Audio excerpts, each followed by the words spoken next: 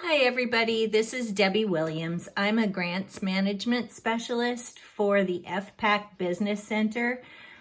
This is not an official video produced by FPAC Business Center or sponsored by the USDA. This is something I'm doing on my own to help you all learn how to do a package for a new agreement or amendment. And the topic of this video is the GADSUM forms.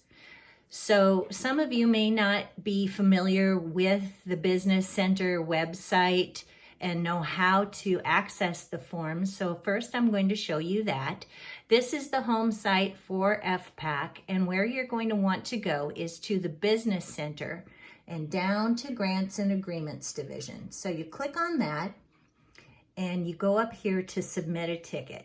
You're not actually submitting a ticket, you're just kind of accessing the main page where you'll be able to get to the forms. Now, when you get to this page, you go over to the right-hand side of the screen and click on Forms. Down here, you'll see Customer Resources, and that's where you want to click. And it will take you to the Grants and Agreements guidance page, which contains all of the forms that you're going to need. So you scroll down to the folder that says GADSUMS. And any minute now, it will take you there.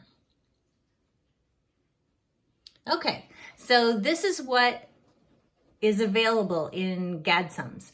You get the GADSUM 1, which is for a new agreement. 2 is for an amendment. 3 is for a no-cost extension. The 4 is for an MOU or a reimbursable, which is sometimes called a collection. Then you've got the EWPP no cost extension. You've got the GADSUM if you want to do an announcement for funding, so the NFO. And then the bottom one is the GADSUM 7, which is if you're just making an administrative change, like maybe you're changing the PM for an agreement, the program manager. So this is where you're going to find the GADSUMs. And the one I'm going to show you today, because it contains most of the information that you would need for any of the GADSUMs, is the GADSUM 1 for a new agreement. I'm going to use the example of a new agreement that I'm actually working on right now to show you how this is done. So obviously, number 1 is for GADSUM or for GAD use only. And then you go to type, click down. This agreement that I'm working on right now is a contribution agreement. So I'm going to click on contribution because both NRCS and the partner are going to be contributing funds. Then you go to the FPAC mission area, which in my case is NRCS. The organizational unit is either the state, the center, or the program area. So this agreement that I'm doing right now is for Washington State. The recipient name is the Washington State Conservation Commission, so we call that WSCC. And their DUNS is a number that specifically identifies them in SAM, and I will be putting that in later. The unique official project title for this agreement is it's a CTA task order agreement, because that's what this agreement is about. Okay. Now, is the recipient contribution or cost share required? In this case, we do have a contribution by both parties, so I say yes. And then their contribution amount for this agreement is 25%. We're doing a waiver of the normal 50%. The funding source for this agreement is CTA. And the program authority, I'm going to show you how to find that right now, because I know that's kind of difficult if you're not actually in grants and agreements. So I'm going to go back to the SharePoint and show you where to find that. You're going to be in the guidance page. And okay, so let me start at the top. So this is where you see the top of that screen. It starts with training presentations. If you scroll down all the way to the bottom of the list, you will see an Excel spreadsheet that says NRCS authorities. So I have uploaded or downloaded that already for you to take a look at. If I can find it. Okay, I need to move it over here. Okay, so it looks like this. And what I'm going to do is scroll down until I find CTA. So here is my authority for CTA. It's 16 USC 590 A through F and Q. So when I'm doing my GADSUM, sorry I'm scrolling around so much, but I kind of have to change around. So I put for my program authority 16 USC 590 A through F and Q. Oops, Q. Now the CFDA number for CTA, you can also find that on the spreadsheet that I showed you. It's the next column after authority. And for this case, CTA's CFDA number is 10.902.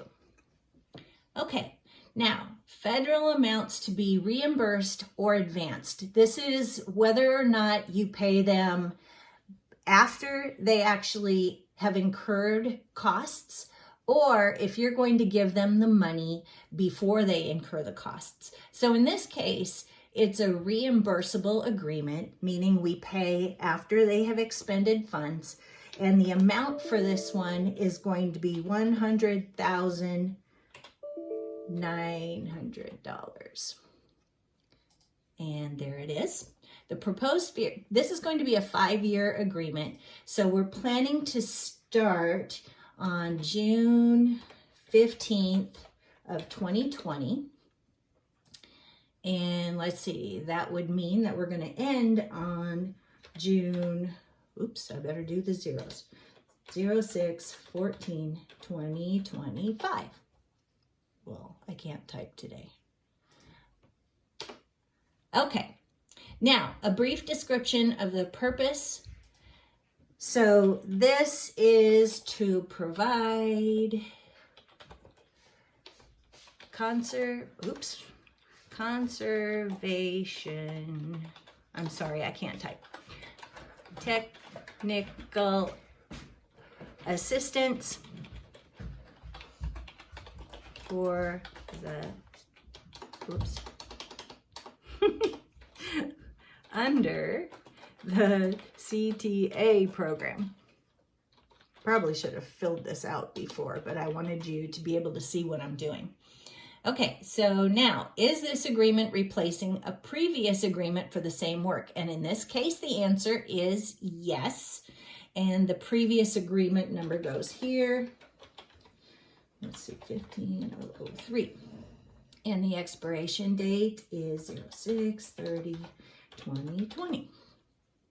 Okay, now justification for non-competition. I'm not going to bore you with all of this stuff, but if you were not choosing to compete this is where you would fill it in. If you had submitted an NFO and awarded the agreement that way, then you would not have to do this justification. But you would need to say what the NFO opportunity, the number was for that.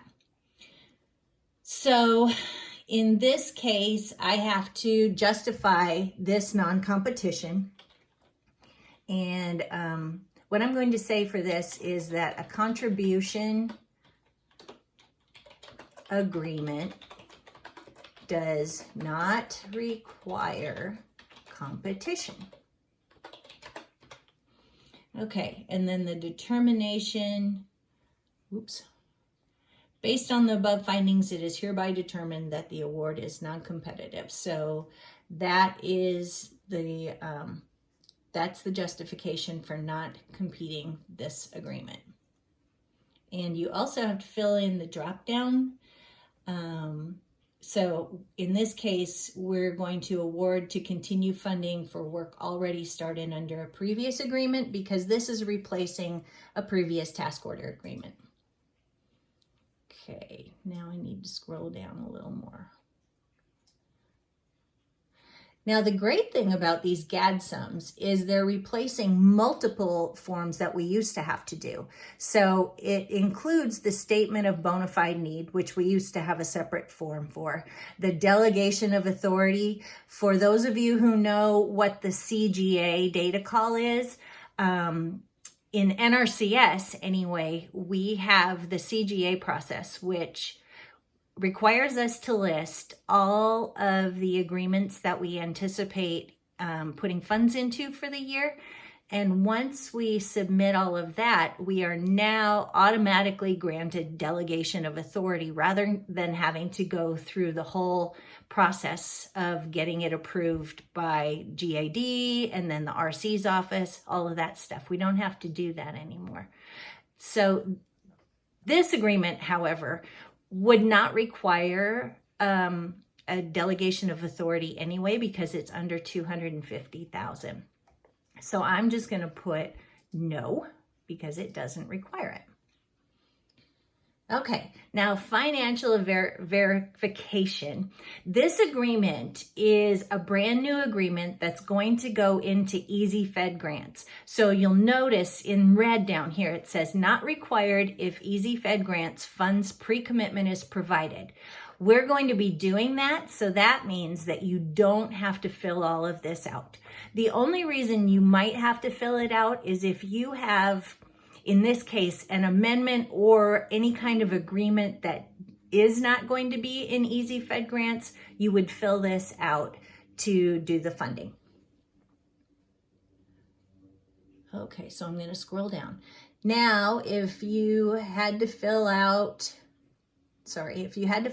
all the funding information, then you're going to have have your financial management specialist sign this. And he or she is going to do that in block number 1. Block number 20 is where you fill in your admin contact, your program director, your program contact, and who your signatory official is for the recipient, not for your agency, for the recipient. And then obviously the fund certifier goes in block 21. The program technical contact or program manager, as you may know it, goes in block 22. And then the signatory official, like in the case of NRCS, is usually the state conservationist, goes in this block. Okay, so and this, now that NRCS is doing the CGA process, this is no longer required. So at some point, the GADSUM may be modified to show that. So that's how you fill out a GADSUM. Now you know the kinds of GADSUMs, how to fill out the basic information, and I hope this video was helpful to you. Talk to you later. Bye-bye.